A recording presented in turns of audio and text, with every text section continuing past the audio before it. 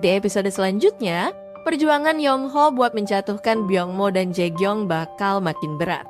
Bukan cuma karena rencananya semakin beresiko, tapi juga karena semua musuhnya kini mulai bergerak buat memburu dan menjatuhkan dirinya lebih dulu.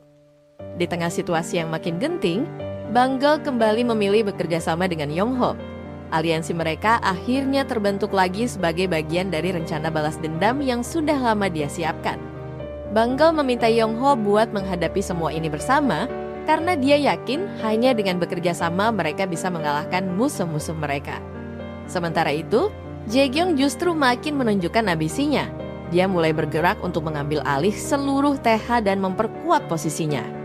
Namun di sisi lain Yongho juga sudah menyiapkan langkah balasan.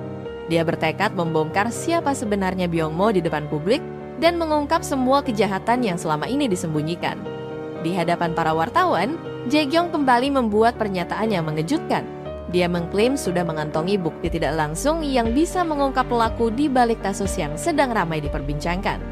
Pernyataan itu tentu membuat situasi semakin memanas. Di sisi lain, Jason diam-diam mulai menghubungi semua jaringan yang dia miliki di kejaksaan dan kepolisian. Sepertinya dia sedang menyusun strategi besar untuk membongkar keterlibatan Byungmo dan Jaekyung sekaligus menyerat mereka ke hadapan hukum.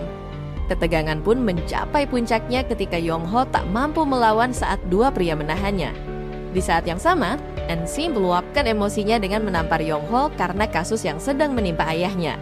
Momen itu menunjukkan kalau konflik di antara mereka kini sudah benar-benar tidak bisa dihindari. Meski begitu, Yongho perlahan mulai membuat satu persatu musuhnya tumbang. Dan kini target terakhir yang harus dia hadapi hanyalah Jaekyung.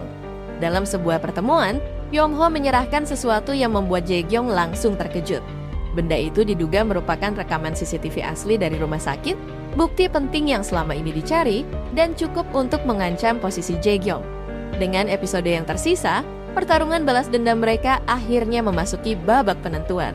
Dan yang paling dinantikan, apakah Yongho benar-benar bisa menuntaskan semua misinya sekaligus kembali terbangun di tubuhnya yang asli?